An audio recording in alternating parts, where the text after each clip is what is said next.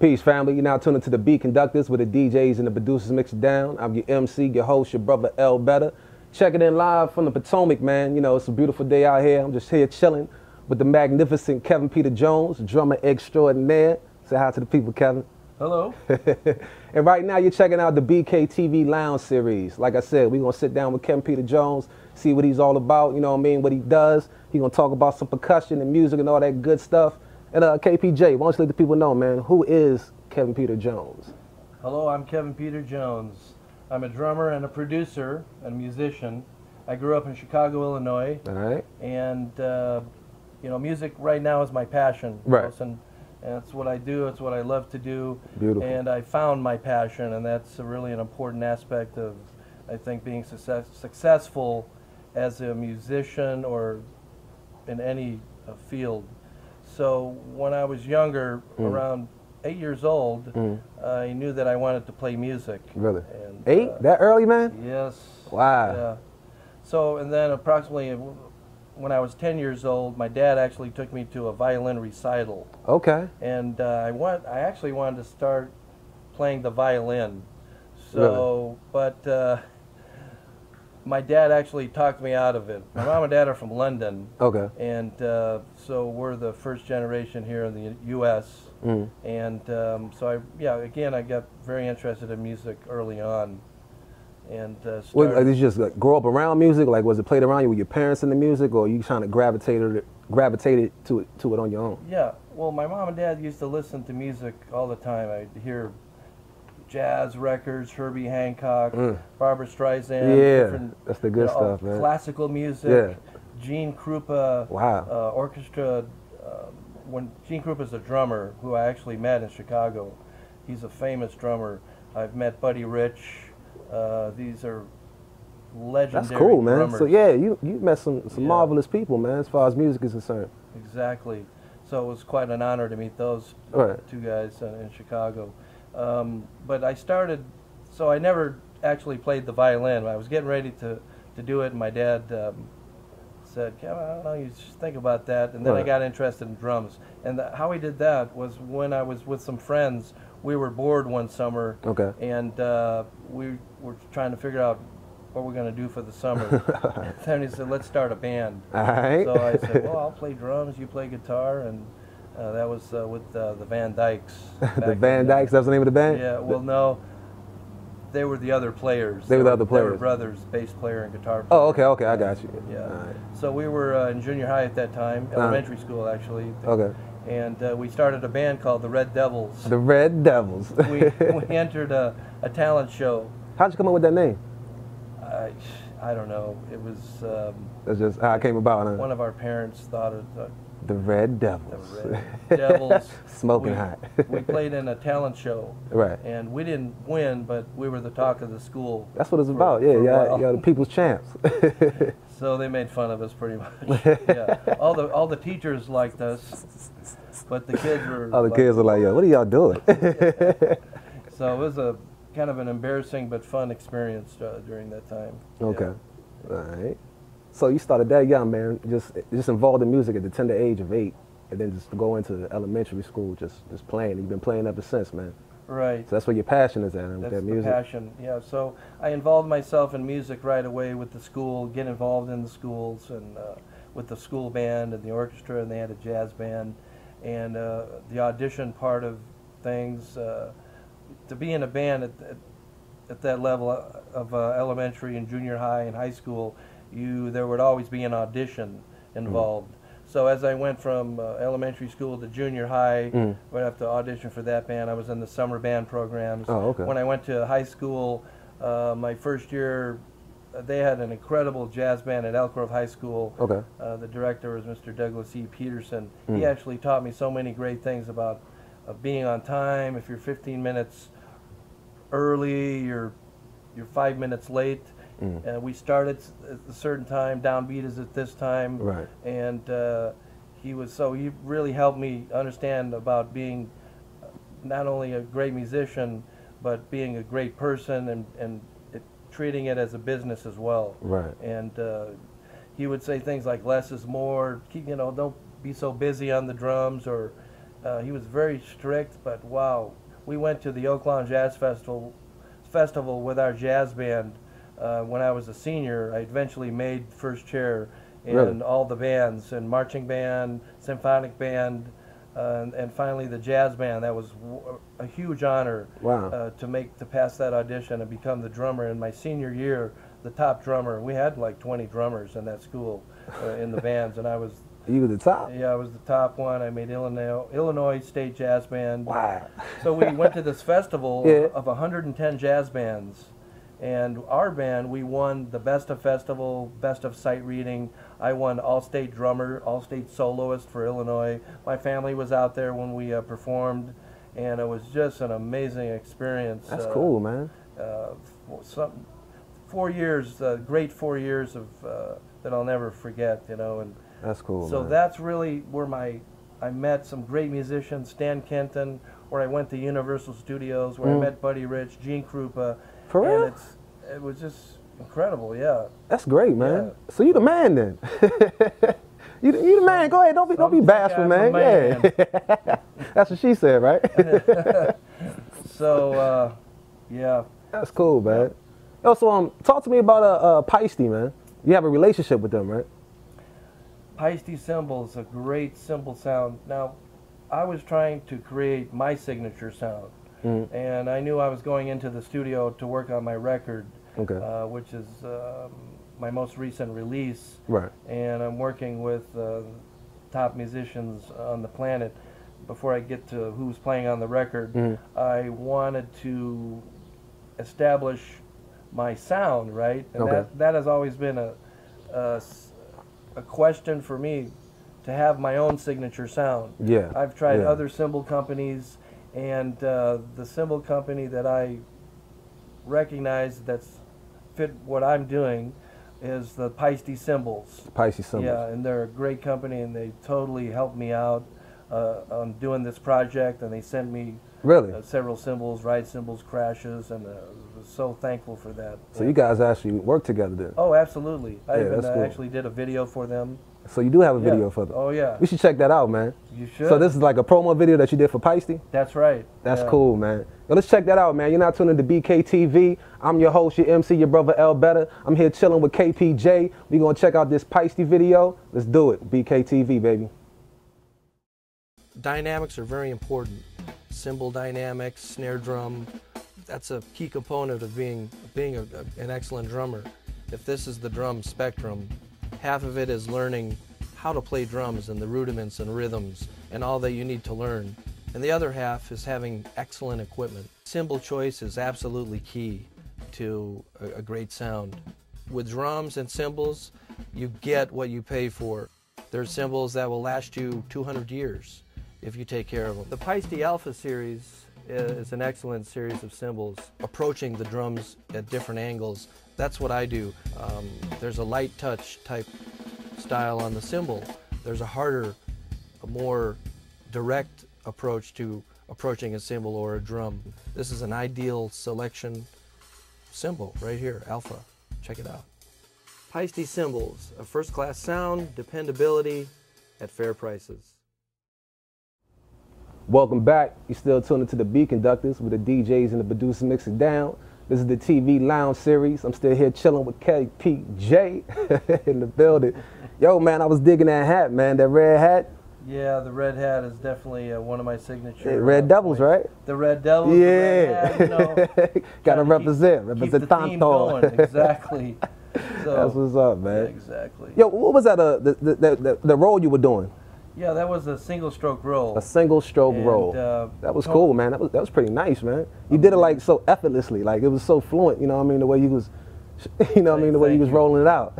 You know, but I really learned that from my mentor drummers through the times, of my coaches along the way. Right. Tony Williams, although I never took lessons from him, I did have conversations with his father, and we were getting ready actually to take lessons. I was getting ready to go with Tony Williams.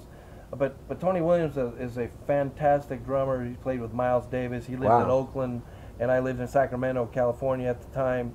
And we were getting ready to hook up, and then he actually passed away. But God bless. He's known for his single stroke roll. Oh, okay. Yeah, so when I teach my students, I actually call it the TW4, The Tony TW4. Williams 4-stroke roll. All right. And the single stroke roll. So he is one of the fastest. So in that video, the Red Hat video, the Peisty video, I actually do that roll there for a second. And That's cool, man. Yeah. Yeah, it looks good, man. Yeah, thank you. That was a cool promo video too, man. So you like the relationship you have with Peisty, huh? Oh yeah, the sound that I have in the studio from the Peisty cymbals is really my signature, one of my signature sounds. Okay. In addition to the other sounds that I do have, for example, the Vader sticks. Vader sticks. Yeah, I use those sticks. I have Evans heads. Okay. And I've developed all the different sounds that work for what you're trying. That work for what I'm doing. Right, exactly. right. Yeah, from sticks to heads to the cymbals, DW drums, Right. and it's all part of who I am as a drummer and my sound, because you have to create your theme, your sound, which is recognizable to other musicians, other Right. drummers. As with any sports, or they're using certain equipment that make them the best they could be. Right. Right. That they prefer. And, yeah. So. Like, for example, I've just got a new snare drum with Carolina Drum Works. Okay. And there's 3 artists that actually endorse that particular snare drum. Really? And I'm one of the artists. Okay. And then also Dennis Chambers, who plays drums with Carlos Santana. He Really? did the Super Bowl show. Oh. So it's what an honor to be a part of You're part of Carolina that Drum circle. Works. Yeah, that's cool, And playing man. their snare as well. Incredible sound on the snare drums with the Carolina drums. That's cool. Anyway. So for you, it's a lot that goes into a drum set. Cause like I don't play drums, you know what I mean? So when I see a drum set, I just I might see a Yamaha kick drum and think like that's just the whole set is Yamaha or whatever. But you kind of mix and match and put the right sound for you. You know what I mean? It's a different head for the snare. You got different cymbals, certain name brand sticks, certain name brand kicks. Like it's a lot that goes into putting a drum set together for KPJ, right? Yeah, that's always been the challenge from day one. 2 questions that I have, like what drum should I play? What sound? I've always from day one trying to incorporate the right sound, right? Right. But also I've had other questions that come up. For example, as a drummer, you should know how to play, obviously. Right. And then there's playing to a meter, playing to a metronome. Okay. Right, is very important. As a drummer, you need to know how to listen to a metronome, perfect time, and play to it. Right. All rap music is, I love it because it's drum based, Yeah, rhythm based, yeah, right? yeah. And it's perfect time. The timing has to be right. That's one of the things. Yeah. Timing to me, number one, is timing as a drummer. You have, the rhythm has to, timing has to be right, or it's not. Yeah. So number 2, stick control. Number 3, independence as a drummer. Right. But number 1, timing, right? Yeah. So rap music to me is right. It really influences my playing because it's perfect time. The timing, and drummers should listen to metronomes and practice to the metronome. Yeah, has to be on time. Absolutely. Man, absolutely, yeah. It sounds like you got a lot of passion for what you do, man. Yep, passion is so important passion is. to developing a musician's career. You have to have the passion, the love that goes, and that's what I have, and that's what I teach to others, to my students, to other musicians, other drummers. I teach guitar players how to have great rhythm and timing, piano players, because it is an acoustic instrument, right? Right. Drums being an acoustic instrument, and then you have the acoustic drums, then you have the electronic drums, right? So typically an electronic drum player, if all they play is electronic drums, then you put them on an acoustic set, it makes it's not a very easy transition. Really? Right. But let's say an acoustic drummer playing on an electronic set, you should start out on an acoustic set. Start out with the basis and then... So, because the feel's different, the bounce. Right. And so, anyway. Which you prefer? You like acoustic or you like electric? I prefer acoustic. A good old sound. Yeah. Ain't nothing like the real thing, baby. Nothing Ain't nothing like the real thing. Definitely. You got it. You got yes, it. indeed, man. Yeah. Yo, do you prefer playing live or do you prefer playing in the studio?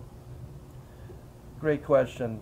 I like and enjoy playing both. Okay. I love the live aspect, Right. the audience. I'm actually working on my next record. I'm going to do a live recording from either Washington, D.C. or the Baked Potato in Hollywood. So okay. I've got some things working on that. So live recording to me is great. Playing live with the right cats, an incredible opportunity and to play, especially when you're playing with the top guys. Right. When I played in Hollywood recently at the Baked Potato, Lenny Castro was on percussion, an incredible drummer, percussionist, yeah. and Andre Manga, who plays with Dave Koz, he's a bass player. Oh, wow. Yeah, who else? Eddie Backus Jr., he plays with Alicia Keys, he's a sax player. Okay. We had a phenomenal band. We had Asami Ueda from Japan. She flew in from Japan and performed with us. Incredible piano player. Mr. Jeff Richmond on guitar. It was just a great... man, that sounds awesome, man. So when you're playing sounds like live... a powerhouse lineup right there. Exactly. When you're playing live with cats like that, that's great. You know, that's cool. That is so it's an experience, and we don't rehearse. Back to the studio aspect, I love studio work because you're getting a true sound. You're creating on the spot. I always go with the first take. So with the studio session, which I produced and I put all the music together, I have other writers. Russell Ferrante, the Yellow Jackets keyboard player. He wrote some fantastic tunes, and I'm so thankful for Russell, who actually, he helped me launch my career to the next level, and I'm very thankful of that. Jimmy Haslett playing bass, Eric Marienthal saxophone, Eddie Backus Jr. Playing sax as well. Got Mike Miller, guitar player, plays with Queen Latifah. Oh yeah. He plays with let's see, Bette Midler, Chick Corea. Dang. Has a Grammy nomination with Chick Corea. Wow. So it's just a phenomenal recording that I've recently put together, a Magnetic Journey.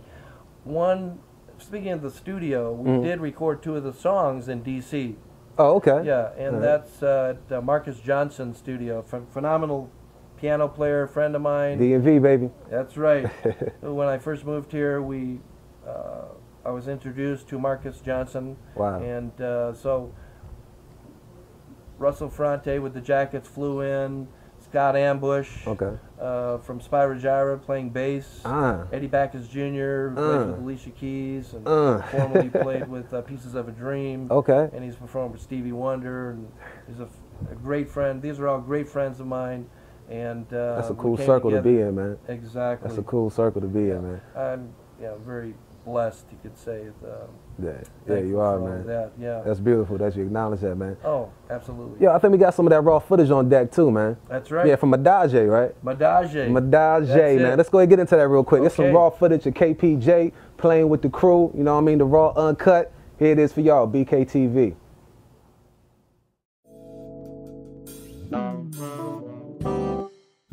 This is a very exciting project I'm looking forward to. I hope you enjoy the footage that we supplied here today, and hope you enjoy it.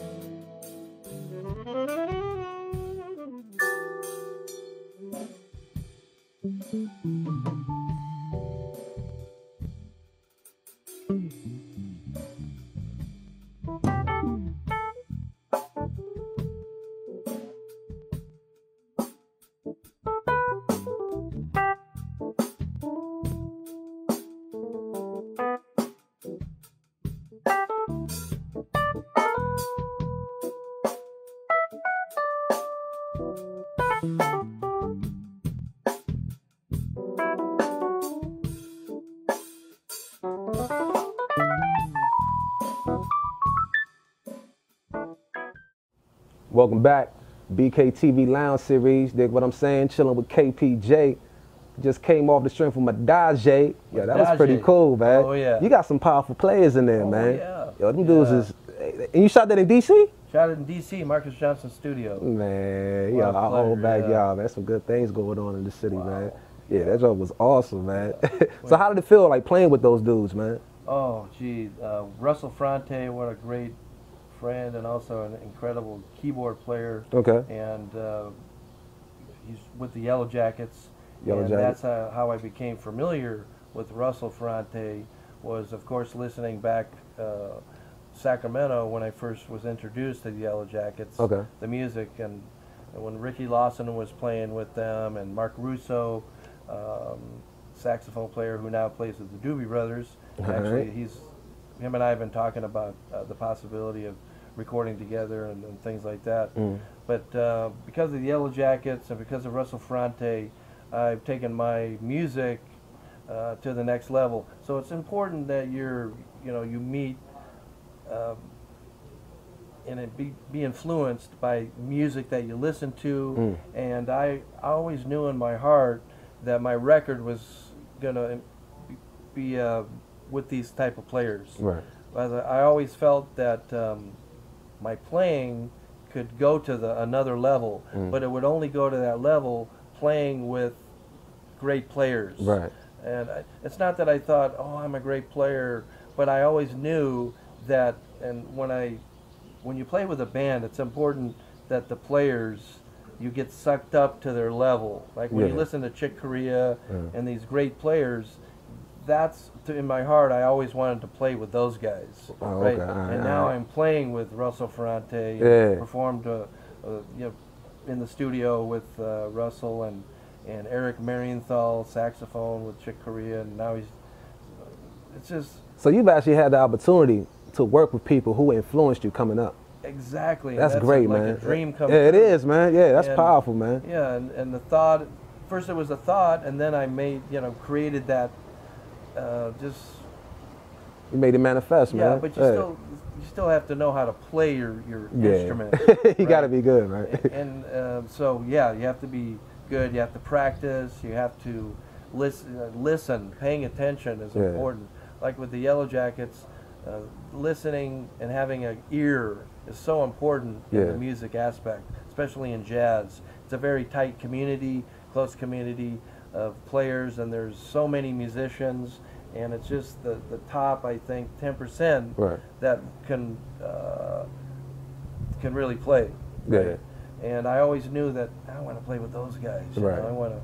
I want to work with the best cats, because it pulls the best out of a musician. And then you start listening and paying attention and nuances, and as you play. So when I did my album, we did not rehearse, not one time. We basically did my whole record with no rehearsal and pretty much first takes. Wow. Yeah, so that's the way Herbie Hancock records generally, and Miles Davis. And no rehearsals, first take. And that's that. First take, Yeah, the rawness, Maybe we did a second take maybe, just on a couple of the tracks. Right. But Mandage was a tune written by Dave Grusin, and Russell and we did an arrangement, and you can hear it on Magnetic Journey. Right. That's cool, man. So to clear it up, you're a jazz drummer. Is jazz that's your favorite genre of music? Anything else that you're into, or you just stick with jazz because that's where it's at? Because I dig jazz, Yeah, I love jazz. Always have. There's so many different types of jazz: big band jazz, swing jazz, Dixieland jazz. My forte, I can play all those styles, but I've gravitated towards the funk, R&B, the acid jazz, very rhythmic, more challenging type music as a drummer. I played it all. I played so many different types of gigs. They now call them hits. Right. Hold on. So they don't call gigs anymore? They call it hits now? Yeah, the new term is hits. All right, now you hipping me. I never heard that before. I'm gonna start using it. Unless that's the latest that I've heard. No, I'm using it. I'm taking it. I'm letting everybody know now. You know what I mean?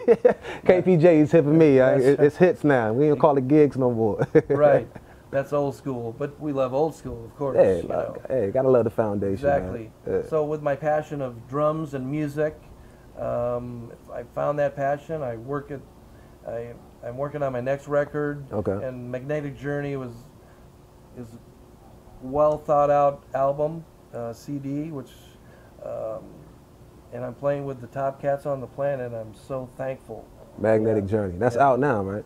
That's out now. You bet. So talk to me about Magnetic Journey, man. Like, what is this album about? Like, what were you trying to do? You know, what were your goals? Like, what was going through your head? What's the process? Like, let's talk about Magnetic Journey.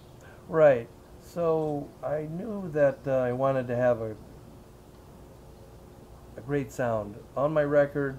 I'm doing some cover tunes. Okay. But with the arrangements that I put together and with the help of Russell Ferrante.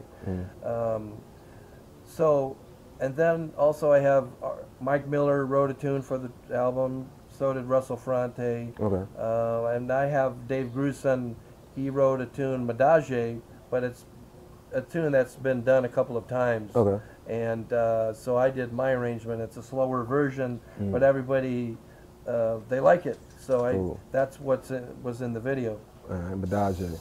Exactly. So then I did a couple of tunes, you know, written by Russell Ferrante, and also some earlier tunes that Russell wrote that actually, like for example, Katie, which was a tune they didn't use on their, they used that tune to get their record deal, but I was able to use it on my record, a tune that he wrote 25 something years ago. Okay. And I love that tune, Katie. Katie. Yeah. That's cool, man. So, so what's like the sound? Like, what's the rhythm of Magnetic Journey? Like, I have a different genre of sounds. Okay. Piece of Cake, a tune written by Michelle Camilo, phenomenal piano player.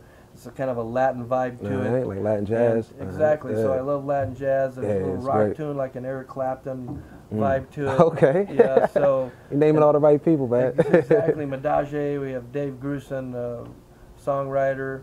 I followed Dave Grusin early on. Okay. And and then also the engineering is an important aspect. So I knew the studio, the engineers, the players were all part of it. So I really thought this out. And so I recorded part of the record in D.C. Okay. Love you, D.C. Love you, D.C. Yeah, DMV all day, baby. That's it. And then I also recorded in Los Angeles. All right. Love the West, love the West. A very multi-million-dollar studio, Entourage Studios. Oh, nice. And many movie soundtracks have been recorded there. Natalie Cole, Stone Temple Pilots. Wow. The list goes on and on. The Yellow Jackets have recorded there, and of course I recorded there as well. And I'm one of the producers and artists that recorded at Entourage Studios. Okay. Jeff Gillette, a fantastic engineer. So I have two engineers on the project. Okay. The Pro Tools engineer, right, who just handles all the Pro Tools. Right. And then I have the sound engineer. Everybody has their own task, their responsibility and task, right? And then, so we did that record in 2 days in Los Angeles and one day in Washington D.C. Wow! For the whole record. For the whole Yeah. So you knocked out the whole album in 2 days? 3 days. In 3 days? Yeah. Done. Yeah, you a bad dude, man. You a bad dude. Done in 3 days. Yeah. That's cool, man. And you have like a leading video for the Magnetic Journey album, correct? Oh yeah. Gumshoe, right? Gumshoe. Gumshoe. We're gonna check that out, man. Yeah, let's talk about Gumshoe. Hold on, what is Gumshoe? Gumshoe, Russell Ferrante wrote this tune. Gumshoe is a detective. All right. It's like a slang word for detective. Gumshoe. All right. You know, he's figuring out what happened, like a CSI gumshoe detective, right? So that's what a gumshoe is. Russell wrote this tune. Check it out. All right, there it is. Gumshoe, man. BKTV. Let's do it.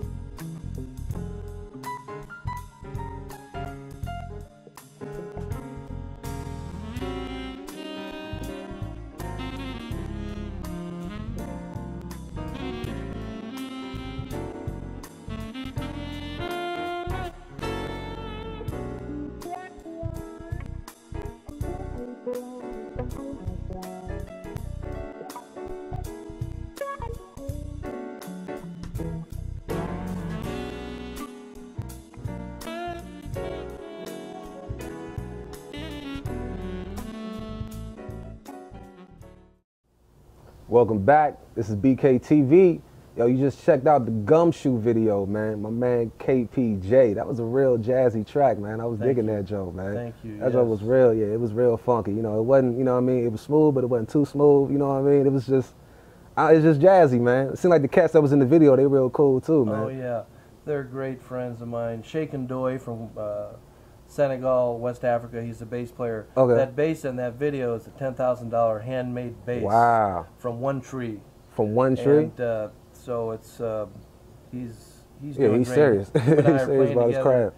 He's playing with Karen Briggs and so many different great players. But he's in the video. Mr. John Thayer. He's actually a fighter pilot. Oh, really? With the U.S. Air Force. Oh, cool. Yeah, he just actually moved out to Arizona. So he's playing the piano in the video. And Mr. Leon Rollins. Leon Rollins. He's a trombone player, but he's also a fantastic guitar player. Nice. And he plays drums. He has his own group. Okay. So he's, but I'm also friends with his dad, Michael Rollins, who's a manager for his group.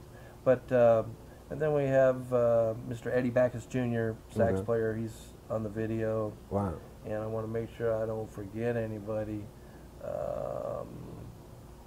So yeah, so of course Kevin Peter Jones. Kevin Peter Jones. Can't forget KPJ. All those guys are from this area, the DC area? Actually, they all live in the DC area. Really? Yeah, and Virginia. Right, That's cool, man. There's some talent out here, Absolutely. man. Yeah, that's Absolutely. all right, man.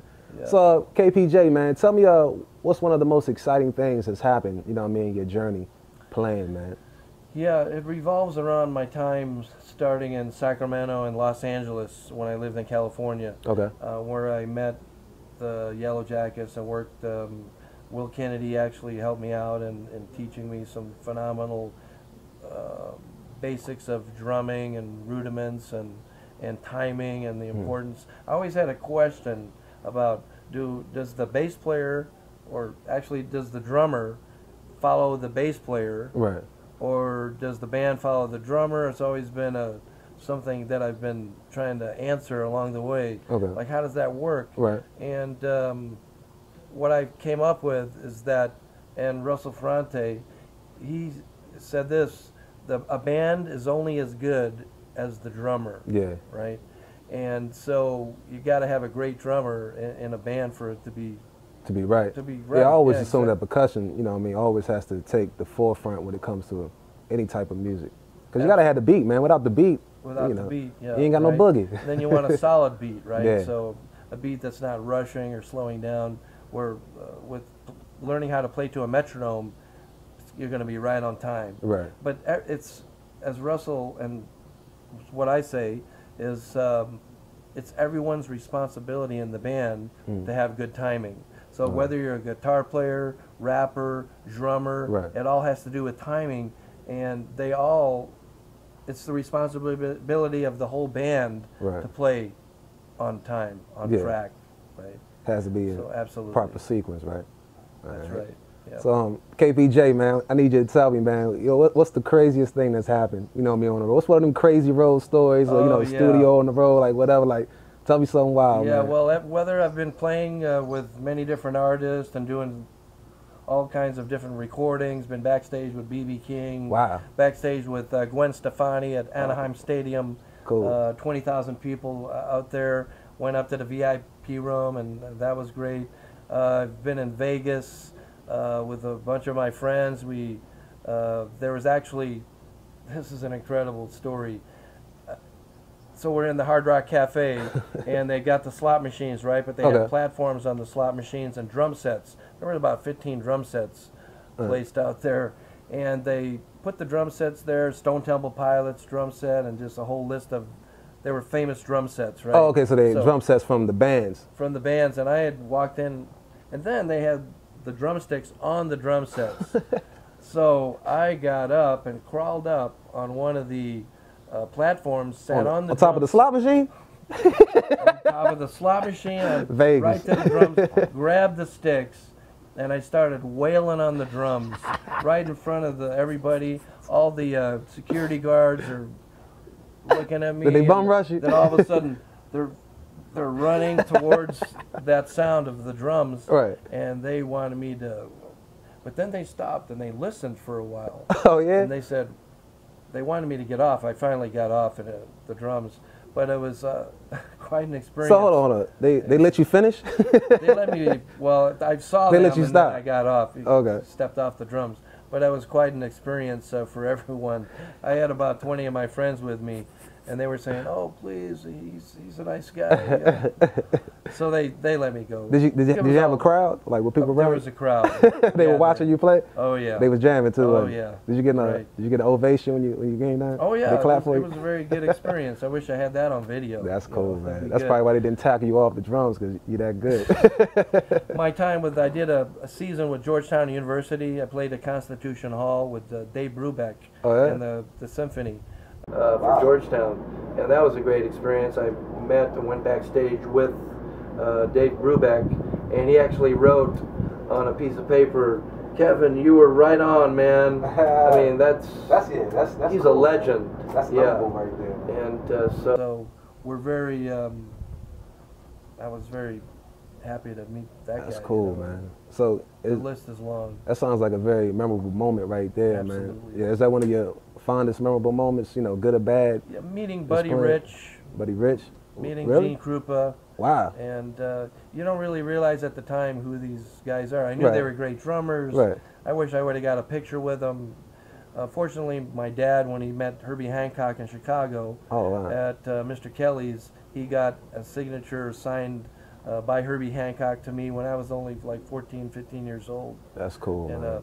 So my mom and dad are really inspirational to me too, because they listen to great music. Right. And I heard that music growing up. And now I'm playing with the top musicians on the planet, I feel. And I'm very thankful for that, yeah. That's cool, Kevin Peter Jones, man. Yeah, you a real cool cat, man. Yeah, oh, thanks. Yeah, that's what's up, man. That's an awesome story, man. Like, it's an amazing story so far, man. I know you're still progressing, man. Yeah, like right now, I'm working with George Duke. I'm playing a track with George Duke and Kim Waters. Oh, wow. Playing 4 tunes for Dave Rapace project in Sacramento. And Shakin' Doy's playing bass on there. Like I said, so you working, man. And it's going to be a great project. I'm really looking forward to that. That's cool, man. Being completed. Yeah, that's real good, man. Yeah. All right, KPJ, I want you to talk to me about B Conductors, man. How you feel about BK, you know, how you met the team, you know, how it is we working together, what we done, what we plan on doing. Tell the people, you know what I mean, how you feel about BK. Yeah, I really am happy that I met the B Conductors. It was a very interesting way that we met. I was actually having lunch in a Chinese restaurant in Fairfax, Virginia, and I'm very aware of my surroundings, and I listen, and so I heard some conversation in the background. These 2 guys talking, you know, about beats and shows and videos and producers and mixing, and I'm the kind of person that I would introduce myself to hearing that. I would go talk to them. So I actually got up and introduced myself and said, I didn't mean to interrupt you, and I introduced myself to Aaron and the B Conductors and Omar, Mr. DJ Olo. Oh yeah, DJ Olo. So I'm really thankful that I met the B Conductors, and that's the reason why we're here today, because of the B Conductors. Yeah. It's just so incredible how life goes on, and then you meet great people along the way, and then here we are on the Potomac doing the B Conductors video. That's cool. And I think they're doing a great thing, a great theme, a great idea for musicians, producers around the world. So I'm really glad and happy to be a part of the B Conductors. That's cool, man. We happy to have you, man. I really appreciate that, Washington, man. D.C. All day, DMV, man. B Conductors TV Lounge Series, you know what I'm saying? Chilling with Kevin Peter Jones. It's been a phenomenal show, you know what I mean? A great wrap-up, you know what I mean, to a great show. Yo, KPJ, why don't you go ahead and tell the people how they can get in contact with you, man? Let them know where they can reach you at. I know it's what? KevinPeterJones.com, right? Yes, KevinPeterJones.com. KevinPeterJones.com. You got it. Yeah. Absolutely. Make sure you hit this man up, man. You need some rhythms. You want to learn about timing. You know what I mean? You want to know about the Red Devils, the Yellow Jackets. It's your man right here, man. That's right. KPJ, man. I'm your host, you know what I mean? Your MC, your brother eLBetta. You want to get at us, go to beatconductors.com. We about to sign off. We about to ride out. You know, it's a nice day. Take a nice little trip on this boat. And do what we do, man. BKTV Lounge Series, y'all. Peace. One love.